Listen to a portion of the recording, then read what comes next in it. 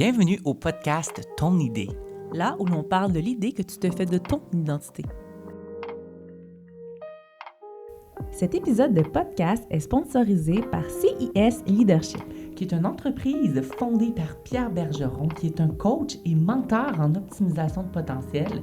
Il est aussi accompagnateur de personnes désireuses de découvrir leur potentiel inexploité, qui veulent clarifier leur mission de vie et réaliser pleinement leur destinée. Puis ça, qu'est-ce que ça veut dire? Ben, ça veut dire que tu peux aller sur le site web et inviter Pierre pour une formation en présentiel ou en ligne qui seront bientôt disponibles. En présentiel, il y a la formation unique, il y a la formation comment exploiter ton leadership pour optimiser ton potentiel, puis il y a aussi des formations qui sont plus peut-être misées sur les équipes de travail ou les équipes de ministère, qui est la formation sur le test de personnalité 10 que tu as fait toi aussi, André. Oui, je l'ai fait. Toi aussi, tu l'as fait, Pascal. Oui, hein? moi, je suis une DI. Moi, je suis un SCI. Ou vous pouvez aussi obtenir pour la formation optimiser votre équipe de ministère pour vraiment optimiser le travail en équipe là, dans l'Église et dans le ministère. C'est important, ça. Oui, c'est important. Donc, visitez son site web au www.cisleadership.com pour en savoir plus.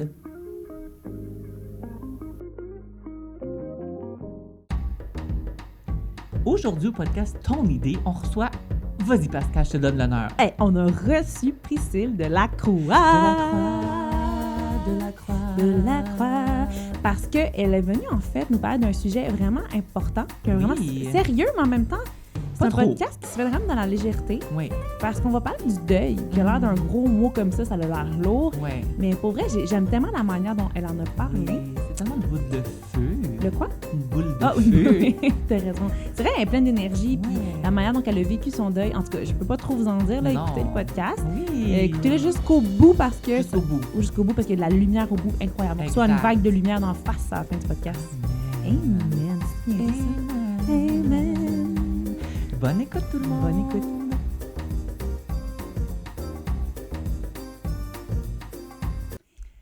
Hey! Hey! On fait toujours ça. En fait, hey! Faut qu'on arrête de faire ça parce que on est dans un épisode du podcast Ton idée! Et pour ça, on fait hey, ton idée, hey, hey! Ça rime. C'est pour ça. Aujourd'hui, on a une invitée particulière avec nous. Je suis vraiment contente, André, parce que ça fait pas tant longtemps que ça qu'on la connaît Non, bien. mais on est content. Très peu de temps. On est content de la connaître. par Oui, exemple. Priscille, oh, j'ai dit son nom. T'es déjà révélé pour les gens qui peuvent Ok. pas voir. Notre invitée est Priscille de la Croix. On l'applaudit. Bienvenue parmi nous. Merci, quel privilège. C'est Non, c'est notre ça. privilège. Je disais qu'on ne te connaît pas beaucoup, mais on te connaît, mais on se connaissait pas On se vraiment connaissait de loin, mais profondément. là, on te connaît de Exact. proche. C'est comme la première invitée qu'on connaissait pas de loin, mais là de proche. C'est un beau signe de confiance. Oui, hein? Touche. Dans le fond, on verra après si on le publie ou pas, là, Oui, mais peut-être qu'on... Ben non! Non, mais mine de rien, on a l'air tout heureux comme ça, mais notre sujet est quand même... Ben, c'est un beau sujet. C'est un beau sujet. Un sujet peut-être un peu plus sérieux que ce qu'on aborde d'habitude. Oui. Hein? Donc aujourd'hui, ça va être l'identité dans le deuil. Oui, donc on a voulu aborder ce sujet-là. Moi, j'ai vécu un deuil personnellement. J'étais curieuse de voir... En fait, quand j'ai entendu ton histoire pour la première fois, j'ai vu comme un petit peu... Ça a résonné des choses en moi. Puis Ouais, j'ai fait, vraiment. cette fille-là, elle a compris quelque chose. Mais avant, Ouais, c'est avant ça. ça, là, Avant de parle-moi parler un peu de toi, deep, là. introduis-toi, qu'est-ce que tu fais, tu viens T'es d'où, qui? t'es qui? On te laisse la parole. J'ai tellement de chapeaux, puis il y a tellement d'éléments dans mon histoire que je ne sais jamais par où commencer. ben, on quand va commencer pose cette par question-là. vie familiale. Qu'est-ce qui se passe avec ça? Je Oui. suis née dans une famille chrétienne. Mon père était pasteur. J'ai baigné dans la soupe pentecôtiste québécoise toute ma vie. Alléluia, J'étais en feu quand j'étais dans mon groupe jeunesse. Je rêvais de marier un pasteur. Ah, Après on l'a tout fait, quelques détours dans ma vie, j'ai fini par marier l'homme de mes rêves qui Oh! était pasteur. Je vous invite à écouter le podcast de Nathalie qui a passé il n'y a pas de longtemps. Sur de les sur femmes de pasteur, je les femmes de suis pasteur. femme de pasteur. Mon mari et moi, on est pasteurs en Beauce, à Wow. une église à Saint-Honoré de Shenley. Shenley. Ah oui, c'est tout petit, mais c'est très en feu. Ok. C'est merveilleux. Donc, depuis 3 ans, je suis maman de 2 petites filles de 6 et 4 ans aussi. J'ai fait du journalisme, j'ai une maîtrise en histoire de l'art, puis en ce moment, je travaille au district du Québec comme adjointe. Maîtrise Puis d'histoire de mon l'art, bonheur. district du Québec, tout fait, j'aime ça, pleine de ressources. C'est bien les chapeaux. Je m'amuse. Mais je m'amuse, tu sais, puis Good. j'aime développer une polyvalence, puis juste saisir les opportunités que Dieu ouvre devant moi. Fait que j'ai une vie pleine d'aventures. On en parlera plus tard, mais tu as même aussi écrit un livre, mais ça, on en parlera Oui. Fait que, tantôt. c'est que si on revient tu sais, à notre sujet d'aujourd'hui, Oui. là, est-ce que tu peux un peu nous peindre le deuil. Oui, en fait, c'est ça. dans ta Ouais, vie. c'est ça. Ouais. Raconte-nous un peu, parce que pourquoi on a décidé d'inviter toi pour nous parler de ça? Outre Ouais. le fait j'ai vu des ressemblances, explique-nous un peu les circonstances. Mais parce qu'au-delà de ma vie parfaite, il y a eu une grande souffrance aussi. Ouais. Je pense que personne n'est exempt de souffrance. Ça fait partie de la vie, qu'on aime Dieu ou pas. Ouais. C'est la vie Ouais. sur cette terre. Ouais. Mais effectivement, pour beaucoup de gens de l'extérieur, je pouvais avoir l'air de quelqu'un qui avait la vie parfaite jusqu'à ce qu'il y a 5 ans et demi, ma petite sœur s'enlève la vie. Ça s'est passé dans des circonstances assez terribles. On la voyait souffrir puis dépérir depuis un petit bout de temps, mais on a tendance, comme chrétiens, des fois, à mettre beaucoup de foi là-dessus, puis c'est correct. Ouais. Mais à s'imaginer que une personne va toucher le fond, Dieu va s'en occuper, elle va juste rebondir, puis voilà. Wow. Mais c'est pas ce qui est arrivé avec ma petite sœur. Elle a continué de s'enfoncer dans certaines difficultés, certains mauvais choix aussi. Puis le 31 décembre 2017, dans le passage, c'était significatif, je pense, pour elle, dans le passage entre 2017-2018. Ben c'est ça, on a appris que ma petite sœur s'était enlevée la vie. Moi, je l'ai appris en rentrant du travail. Je travaillais à ce moment-là. C'est mon mari qui me l'a annoncé. Fait que à partir de ce moment-là, il y a vraiment eu toute une dégringolade dans ma vie, dans notre vie familiale. Puis j'ai passé vraiment par une période très difficile pour plein de raisons dont on va parler, mais c'est ça. Voilà, il y a 5 ans et demi, Anne, ma petite sœur de un petit peu moins de 2 ans que moi, est décédée. Puis est-ce que ta sœur, si tu veux me dire, là, mais est-ce que ta sœur, parce qu'elle elle est née dans l'Église aussi comme toi, son parcours, qu'est-ce que tu as senti que son parcours a comme changé? Peux-tu me dire un peu qu'est-ce qui a fait qu'une jeune fille élevée dans l'Église peut se rendre là? Tu sais, même tu peux y aller en général, là, de ce que tu as observé, de ce que tu as vu. Parce que j'imagine, tu t'attendais pas à ça. En fait, personne s'attend à une chose comme ça, là.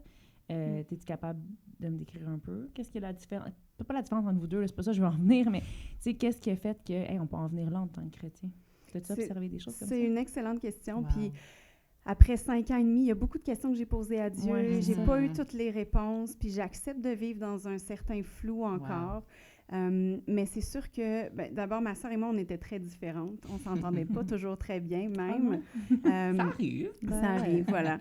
Mais c'est sûr qu'elle a eu un parcours différent. Moi, j'étais la petite fille obéissante qui, comme je disais, j'étais en feu à la jeunesse, j'aimais le Seigneur. Ma sœur aussi, mais est allée dans des écoles secondaires différentes. Elle a eu des amis différents aussi. Puis très tôt dans l'adolescence, j'ai eu l'impression qu'on a pris des parcours un peu différents. Elle a fait des choix aussi. Et c'est ça. Mais à un certain moment, sa vie s'est un peu replacée. Elle a rencontré un homme qui aimait Dieu aussi. Elle a eu des enfants. Elle s'est faite baptiser. Elle avait des enfants aussi. Elle a eu des enfants, c'est ça, 2 petites filles aussi. Mais je sais pas, face à des postpartum, peut-être un burn-out aussi, des antidépresseurs, certains choix peut-être un peu plus destructeurs. Puis, je dirais une chose, entre autres, qui m'aide à comprendre, même si peut-être ma sœur me dirait que c'était pas ça du tout, je sais pas, mais j'ai eu l'impression qu'elle n'est pas allée chercher toute l'aide dont elle aurait eu besoin.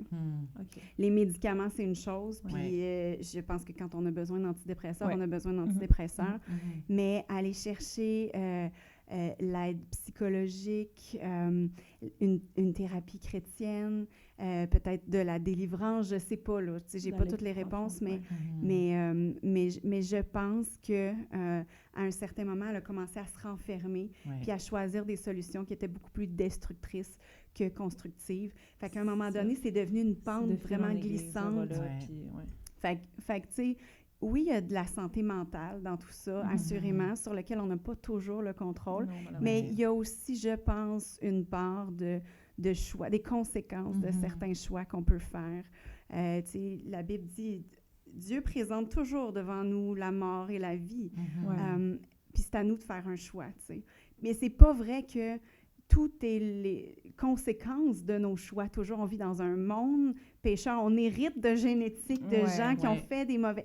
Il y a la société, il y a beaucoup de choses. Il y a beaucoup de circonstances. Il y a beaucoup de circonstances, exact. Mais c'est notre responsabilité de se laisser aider, d'aller chercher toute l'aide qui peut se présenter devant nous. Puis peut-être que peut-être que c'est quelque chose qu'elle aurait fait différemment ou qu'elle pourrait dire peut-être qu'elle aurait dû faire différemment. Je trouve ça sage de ta part d'amener le fait, justement, ça peut être... Elle aussi en est pour quelque chose, comme la société, comme tout. Non, des fois, quand ces situations-là arrivent, on a tendance à targeter une chose, puis en vouloir, tu sais, peut-être en vouloir à son mari, en vouloir au gouvernement, en vouloir aux gens qui l'ont pas soigné, en vouloir... On blâme souvent. Oui, mais tu sais, tu arrives à faire cette espèce de... Ben, elle aussi, elle avait ses torts, malheureusement. Tout le monde avait ses torts dans la société. Oui. Moi, si je peux faire une parenthèse, c'est parce que je veux comme refléter un peu ce que tu disais, c'est que vraiment, toi, si tu te sens là, de ne pas avoir honte. Exact. De ne pas avoir honte d'aller la chercher l'aide. Si tu écoutes ça puis tu es rendu là... je pense qu'on va laisser en bas des liens que vous pouvez cliquer. C'est comme va la chercher l'aide, de ne pas avoir honte. Nous, on est là, on en parle, c'est vrai. Tu peux être chrétien puis être rendu là, peu importe. Absolument. Aie pas honte. Nous, on est là pour détruire ces moules-là. On est là pour détruire le fait que faut que tu paraisses bien, faut que tu fasses ci, faut que tu fasses ça. On est là pour arrêter ça, pour dire comme si c'est toi, va chercher de l'aide. C'est la parenthèse que je voulais faire. On la ferme. Ma sœur était sauvée. Puis ça, pour moi, c'est même pas une question. Puis même dans ses derniers mois de souffrance, elle me parlait de visions qu'elle avait, de choses que Dieu lui montrait. Donc, c'est ça. Mais on peut avoir une vie spirituelle et quand même l'ennemi arrive à nous isoler, à nous convaincre que c'est trop honteux. Si tu dis qu'il y a de la santé mentale là-dedans aussi, c'est tout ça qui est mélangé. Puis il suffit d'un épisode où tu vas vraiment pas bien que tu en viennes à prendre cette décision. Tu sais, tu me parlais, à un moment donné, on a discuté un petit peu avant, tu sais, est-ce que c'est un sujet qu'on aborde, le suicide, est-ce que la personne peut être sauvée si elle se suicide? Toi, tu me disais que tu avais eu la conviction. Oui. De ton côté, qu'elle était sauvée. C'est un sujet encore tabou, je pense, dans l'Église. Puis honnêtement, les premiers mois, je vais faire un petit détour pour en arriver là. Les premiers mois, j'ai reçu tellement d'amour, puis juste de la grâce, puis juste de la compassion, puis aucun jugement. De l'Église. Vraiment, de la part de l'Église. À ce moment-là, j'allais au Carrefour chrétien de la capitale à Québec. On a eu tellement de soutien, puis des repas, puis des gens qui avaient vraiment compassion. Mais j'ai senti du jugement plus tard, quand j'ai commencé à m'ouvrir sur mon histoire et à raconter ma conviction que ma sœur était au ciel. Il y a certains chrétiens qui ont commencé à me dire « Priscille, ce que tu dis, c'est dangereux. Tu vas encourager des gens qui ont des pensées suicidaires à se suicider. » Puis là, c'est devenu vraiment, là, c'est une autre game. C'est encore dans l'Église un sujet tabou. Puis moi, je viens d'un arrière-plan où peut-être il y avait un peu plus de légalisme aussi, puis où on remettait en question la possibilité que quelqu'un qui s'enlève la vie puisse être au ciel. Et quand, je me souviendrai toujours, ma petite sœur s'est enlevée la vie alors qu'elle était en France. Son mari était d'origine... Peux-tu me dire son âge qu'elle avait? Elle avait 29 ans. S'en allait sur ses 30 ans. Elle avait marié un Français d'origine. Puis à ce moment-là, il était retourné en France pour une période indéterminée. Puis c'est là que ça s'est passé. Donc, quand ma petite sœur s'est enlevée la vie, on s'est dépêché de prendre, ma mère, mon père et moi, des billets pour aller en France, pour pouvoir voir le corps de ma sœur, pour pouvoir c'était en France entamer le deuil. Et tous les trois, on est arrivés à se poser la question, mais qu'est-ce qui est arrivé avec elle? Puis tous les trois, autant mon père, ma mère que moi, on avait ce questionnement-là. Est-ce qu'elle est au ciel? Et tous les trois, on a eu chacun à notre façon, d'une façon différente. La conviction, Dieu a répondu à certaines de nos questions, mais celle-là, de nous montrer chacun à notre façon que cette conviction-là que ma sœur était au ciel. Puis ça m'a permis même de cheminer dans ma foi par rapport à ça. C'est vrai, ça n'a jamais été par nos œuvres. Ma petite sœur était sauvée. Puis même si elle a commis quelque chose de grave, on ne va pas dire le contraire, c'était très grave, mais ça reste. C'était une erreur parmi ces autres erreurs. Exact. Comme nous, on en fait aussi.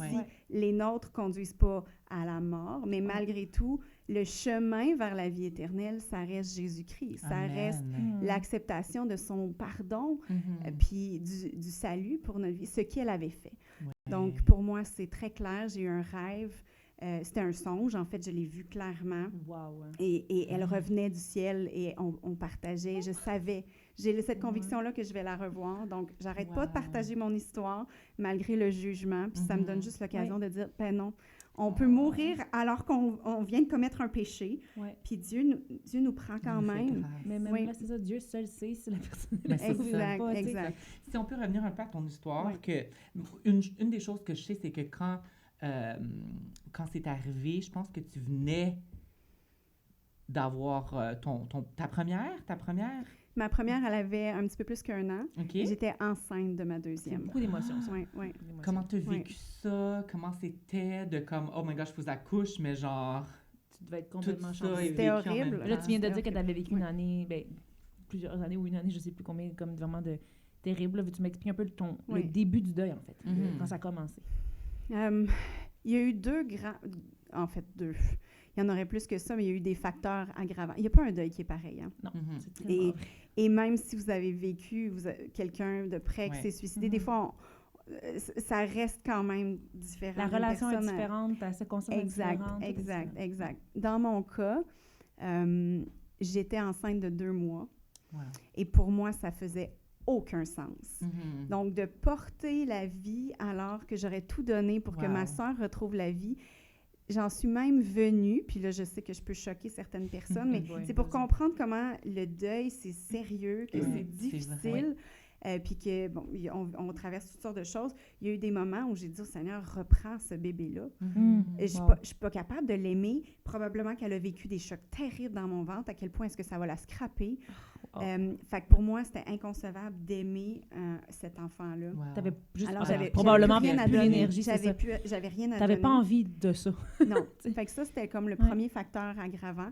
Le deuxième, c'est que 1 mois, presque pile après le départ de ma sœur, ma cousine Natania est décédée du cancer à 30 ans. Ah oui. Ouais. Donc, Tabarouette. et il y a quelque chose qui s'est produit, c'est que même si dans la vie de ma cousine, on a prié pour le miracle, vraiment, sa famille croyait Ouais. jusqu'à la fin à un Mhm, miracle, puis mhm. le miracle n'est pas arrivé. Pour nous, c'était un peu la même chose. On avait prié pour Mm. ma soeur, le miracle n'était pas arrivé. Ça faisait beaucoup encaisser sur qu'est-ce qu'on croit sur Dieu. Est-ce que Dieu est encore un Dieu de Ouais. miracle? Mhm. Donc, ça vient ébranler la foi. Mais il y a eu le fait que leur deuil, ou du moins, ma cousine est partie en héroïne, entourée de sa famille, à qui Ah elle a ouais, pu je dire au revoir. vois le concept. Et ouais, moi, ouais, ma je vois le sœur, parallèle. Elle n'est pas Wow. partie en On héroïne n'a du pas, c'est tout. ça. On n'a pas pu y dire au On revoir. t'a juste consolé toi, mais on n'a pas fait comme dommage tant que ça. Dommage, c'est ça. Et Et je quand trouvais même, ça hein. injuste. Ah, je te Wow. feel Ouais, tellement. ouais. J'ai vécu beaucoup de colère. Wow. En fait, c'est ça. Souvent, les gens, face à un suicide, vont vivre beaucoup de culpabilité. Ouais. Mhm. Moi, on dirait que j'ai comme discerné que ça, c'était un piège. Je ne suis pas embarquée dans ce piège-là. OK. Par contre, j'ai embarqué dans le piège de la colère. Une colère Mm. immense. Je trouvais ça injuste quand je comparais à la situation de ma Ah ouais. cousine, qui c'était pas plus drôle pour sa famille et Mhm. pour la famille Non, en mais c'est général. pas pareil, comme tu dis, les deuils sont mais, différents. mais j'en voulais à ma sœur d'avoir fait ça à ses filles, d'avoir fait ça à Je voyais le deuil de ma mère. Je trouvais ça Wow. insupportable. Mm. J'avais l'impression qu'elle m'avait abandonnée. J'ai Mhm. j'ai pas de frère, j'ai pas de sœur. Je vais m'occuper toute seule de mes parents quand ils vont vieillir. Elle m'a privée de tout ce que j'espérais vivre avec elle plus tard. Puis j'ai vécu aussi de la colère parce que à travers ça, la relation avec mon mari a été très difficile. Mhm. C'est comme si, bon... Bon, tout arrivait en même temps. Ça- Ça ouais, pétait ben, l'abcès, là, puis oui, tout c'est est ça, sorti. c'est comme si tout le mauvais Non, mais les sortait à la émotions surface. fortes, les Ouais. épreuves font ressortir tout Ouais. ce que tu veux que ça Ouais. ressorte de toi. Exact, exact. Puis Ouais. tu sais, ce que... Tu sais, bon, dans la vie de couple, hein, il y a des défis, puis c'est comme si Mhm. tout ce qu'on n'avait pas adressé, qu'on n'avait pas Tout réglé, sortait, là. ressortait. là.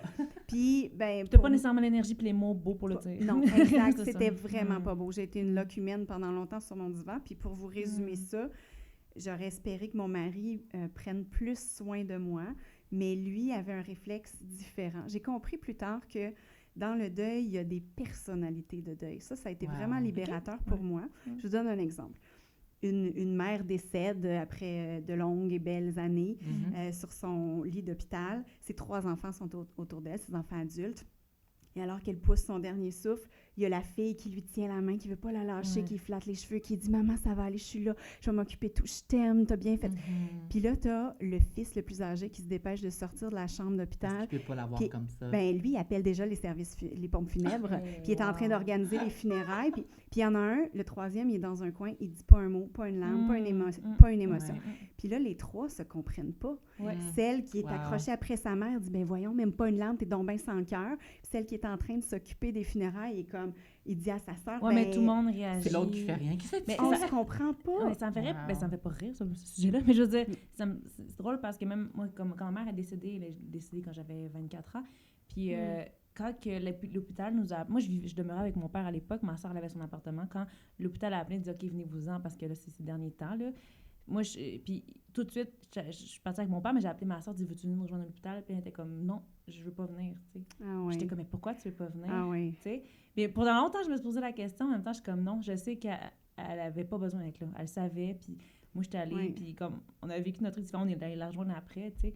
Mais les réactions, Ils sont très différentes. Puis très... c'est important de se comprendre là-dedans. Moi, mon mari voulait me laisser de l'espace pour vivre mon deuil. Puis toi, t'avais besoin Moi, j'avais besoin d'en parler. Ouais. J'avais vraiment besoin d'en parler. J'avais besoin qu'on me pose des questions, qu'on me fasse parler de ma sœur. Pour moi, c'était une façon de la garder encore en vie, de dire je l'oublie pas. Fait qu'on s'est pas compris vraiment. Ça a généré ça aussi, beaucoup de colère. Heureusement, on est allé chercher de l'aide.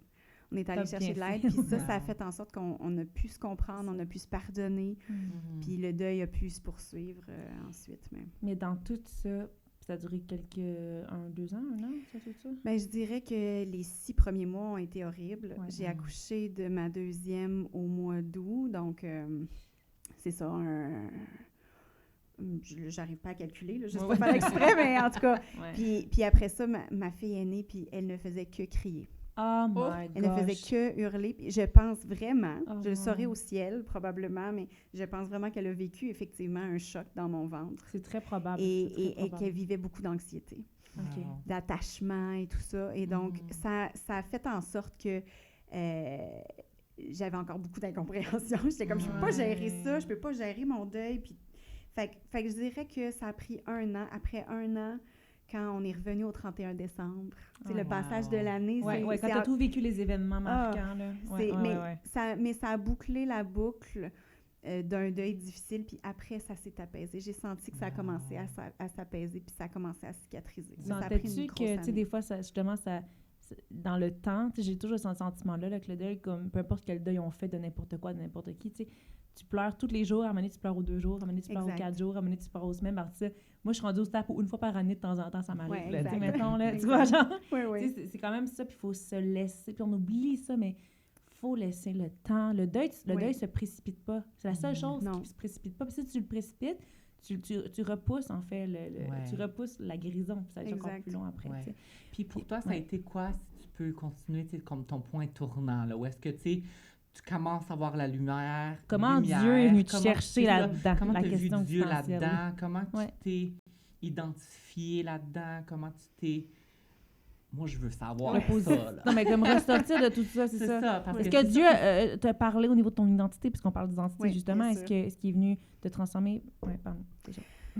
Il a été extrêmement fidèle. Ça, c'est une chose que je peux dire, puis que j'aurais pas pu comprendre avant de traverser un deuil. On me disait, le Saint-Esprit, c'est un consolateur. Et je le croyais, mais ça voulait rien dire pour moi quand même. Puis, alors que j'étais dans cette vallée-là, c'est pas l'ombre de la mort, c'est une vallée de la mort. Littéralement. J'ai vraiment senti qu'il me tenait.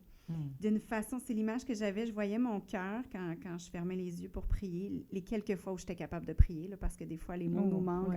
S'il vous plaît, dans ce genre de situation-là. C'est là que content d'être pentecôtiste et de prier en langue. Parce que tu peux quoi dire. Ça donne un coup de main. Pour vrai, mais j'ai découvert que les silences, les soupirs, c'était des prières très puissantes aussi. Amen. Mais bref, j'avais cette image-là de mon cœur en morceaux, mais d'une main puissante qui faisait que... il n'y aurait aucun morceau qui s'éparpillerait, qui se perdrait, tu sais. Fait que je sentais que, alors que j'aurais dû complètement être brisée, j'étais démolie, mais pas complètement brisée. Dieu me tenait. Puis ça, pour moi, ça m'a permis de découvrir son amour d'une nouvelle façon, dans une autre dimension. À quel point j'étais précieuse pour lui. Puis que même si j'avais pas été parfaite avec ma sœur, même si j'ai vécu une partie de mon deuil en remettant vraiment Dieu en question, ma foi, je dirais pas que j'ai voulu rejeter Dieu, mais je comprenais pas pourquoi il était pas intervenu quand même, je le questionnais. Malgré mon incapacité parfois de prier, tu sais, j'allais encore à l'église, mais des fois je restais assise les bras croisés tout le long, incapable de chanter. Malgré c'est ça, malgré ça. En fait, ça n'a jamais dépendu de ça, l'amour de Dieu. Je peux être une loque humaine. Son amour continue de me pourchasser. Ça a toujours été lui l'initiateur de cet amour-là. Et il a continué de me tenir encore et encore jusqu'à ce que je sois prête à juste un petit peu réouvrir mon cœur, à juste vouloir m'approcher de lui à nouveau malgré mon incompréhension, tu sais. Fait que ça, je pense que ça a donné une nouvelle profondeur à ma vie spirituelle. Puis ça a permis aussi là, je vais reprendre les mots tellement sages, puis c'est ça que je vis aussi, mais de mon oncle Paul, qui a perdu sa fille Nathanaël, dont je vous parlais. Il dit, notre foi s'approfondit parce qu'on arrive à vivre à la fois la déception du miracle qui n'est pas arrivé, l'incompréhension, mais le fait que Dieu reste souverain puis qu'on est capable de croire encore au miracle, de dire encore Dieu est digne de confiance, mais sans nier qu'on a été déçus, qu'on n'a pas compris. Puis les deux se mettent à cohabiter, puis ça fait que ta foi prend une autre dimension, puis que là, tu n'arrives pas avec des réponses faciles, avec des petits versets, là, tout bien réchauffé au micro-ondes. Non, c'est j'ai passé par le feu, Dieu m'a tenu, je comprends pas tout, mais il est souverain, c'est mon Dieu, puis il s'est révélé d'une façon tellement plus personnelle, tellement plus vraie, tellement plus proche. C'est là que le verset, tu connais Dieu dans la profondeur, la largeur, la hauteur, que vous êtes enraciné dans son amour, ben c'est à chaque fois ça. Puis il est patient, son amour est patient, d'attendre après nous, là. Et boy, Dieu est patient. Je sais plus quoi dire, André, Dieu est trop patient. Moi, j'ai juste la chanson, le Your love keeps running after, it's running after me. Ah, la bonté de Dieu. Ouais, ça, c'est le chant préféré de mon pasteur. J'ai juste cette chanson-là en tête parce que c'est ça qui m'est venu. C'est là que je vais verser une larme. On fait un appel. Ça prend une autre dimension. Il y a des chants que tu chantes plus de la même façon. Non, exactement. Il y a des versets que tu lis pas de la même façon. Exactement. Il y a une façon de répandre son cœur qui devient différente aussi devant Dieu. C'est ça, c'est là que tu laisses le miraculeux, c'est là que tu laisses Dieu agir quand tu es capable de te laisser aller dans ses bras de même, de te laisser dedans. Là. Mais il faut laisser Dieu agir. Puis c'est ça, moi, j'ai vu des gens qui ont mal vécu leur deuil. Il y a moyen de mal vivre son deuil. Ah, moi, la première année, je t'ai scrappé ça, vivre un deuil, là. Ouais, c'est je t'ai poussé ça, on ça a été long. On en reparlera un autre podcast. Ça a été long avant que je fasse « OK, j'ai un deuil à faire, tu vois. Ça a pris 2 ans. Ah, moi, ça a été... Tout le monde broyait autour de moi, sauf moi. Fait que j'étais comme « Arrête de broyer. » Mais c'est ça. Ma mère est juste morte, calmez-vous. J'étais juste de même. Oui. C'est ça. Puis le cerveau réagit de différentes façons. Puis il faut se donner le droit aussi jusqu'à un certain point. Il a rendu à un certain point. À un moment donné, c'était pas bien. Là, c'est malsain, c'est ça. Moi, j'étais en mode, faut-tu que... J'avais mal. J'étais comme, faut-tu que justement, je fasse semblant de me tuer pour que les gens aient vu que j'ai mal? Parce qu'en vrai, j'ai l'air de pas avoir mal. J'en ai venu là, moi. C'est ça. Ah non, le cerveau nous joue des tours, surtout quand tu souffres. Fait que c'est pour ça que d'aller, je le redis, mais d'aller chercher de l'aide. Moi, je me suis laissée aider par Dieu, par le Saint-Esprit d'abord, mais le Saint-Esprit travaille souvent en partenariat avec des gens. C'est la manière qu'il choisit d'agir, des gens imparfaits, parfois des gens non chrétiens, mais qui connaissent le deuil, d'accepter de se laisser aider de toutes les façons possibles. Oui. Ça, je pense que ça m'a permis, puis en comprenant que ma sœur était peut-être pas allée chercher toute l'aide nécessaire, ça m'a fait réaliser que si moi, j'empruntais le même chemin, je pouvais peut-être me rendre au même endroit. Et vraiment, là, j'ai réalisé que c'était le temps que je laisse Dieu me travailler en profondeur. Fait que ça fait mal. Ça fait encore mal. C'est un chemin de toute une vie. Avec Dieu, c'est ça. Pile, mourir à soi-même, l'orgueil, ça vient de là. Puis même si, et là, c'est un deuil, qu'on parle d'orgueil, c'est ça pareil. On refuse de demander de l'aide. On est quand même dans le péché de l'humanité qui est l'orgueil, puis on ne veut pas rentrer là-dedans. Fait que pour terminer, en fait, moi j'ai le goût que nos fans te connaissent encore plus. Là, c'est pas le deep, là. Moi, je suis comme... Moi, ce que j'aime chez toi, c'est ta vulnérabilité, ton realness. Le fait que t'es vrai, puis t'es une boule de feu. Fait que est-ce que tu peux me parler un peu plus de toi? Je sais que t'as un blog, je sais que t'as un livre. Plug-toi, là, le temps. Moi, je veux connaître Priscille, tout le monde, OK? Ça vaut la peine. On la connaît. J'ai découvert dans tout ce parcours-là de transformation, mes histoires, que les gens aimaient entendre mes histoires. Ah, puis... ouais, moi, j'ai genre tout le long, j'ai même pas parlé. J'ai parlé, là, mais d'habitude, je parle tout le temps. Tu parles beaucoup plus d'habitude. Oui, là, j'étais en mode. Puis j'ai découvert que ma vulnérabilité, ma capacité à être transparente, ça me permettait de connecter avec les gens d'une façon particulière. Puis ce que Dieu m'a donné, je suis une enseignante dans l'âme, puis c'est ma plume. Donc, j'ai écrit un premier livre. Qui s'appelle en dessous de cette vidéo. Renouveler, inspiration quotidienne pour maman surchargée. Donc, je suis même pas maman, puis j'ai envie de le lire. Mais tu peux, parce que ça parle à toutes les femmes. Il y a même des hommes qui le lisent en secret. Ah oui, André, tu relèves. Là, ta femme pour la fête des mères, Noël, Pâques, whatever. Fait que, ça va se passer les grands-mamans l'ont lu. J'ai un public large quand même. Parfait. Puis, c'est ça, on peut l'acheter sur le site veillesurtoncoeur.com ou sur Amazon. mais c'est le premier d'une longue série. Le prochain va être sur la question de l'identité, apprendre à se voir Boum, avec ta. les yeux de Dieu. Boum. On connaît ça, nous J'espère autres. que vous allez me réinviter. Ah, ben oui, on te réinvite à parler de ce livre-là, Identité, Je suis c'est clair. excitée d'en avoir. Oui, tu viendras faire une série, on est là pour ça, on est là. Si vous avez des séries à faire, on est là. Écoute, c'était pertinent. Oui. À chaque fois qu'on finit, on est comme encore. Moi, c'était trop que ça finisse. On va faire des podcasts de 3h30 la prochaine C'est fois. ça, pourquoi 30 Ouais. minutes? Ben, c'est ça. C'est une distance de char entre l'église et la maison. Ça, c'est bon pour Pour ça. Oui. Fait que, écoute, on va aller voir ses réseaux sociaux pour apprendre à plus la connaître. Et puis vraiment, merci de ta vulnérabilité, comme tu dis, de l'ouverture que tu as eue. Puis pour elle, c'est un sujet qu'il faut qu'on en parle plus. Puis la manière dont on en parle, c'est très beau. C'est pas lourd. On va Puis sûrement c'est avoir un livre magnifique. là-dessus aussi. Alléluia! Ouais, Fait qu'on se dit à la prochaine pour un prochain prochain épisode de Attention, vous chantez avec nous. Le Prochain épisode de Ton idée! OK, c'est bon. Bye tout le monde, merci! Ça, c'est moi. Non.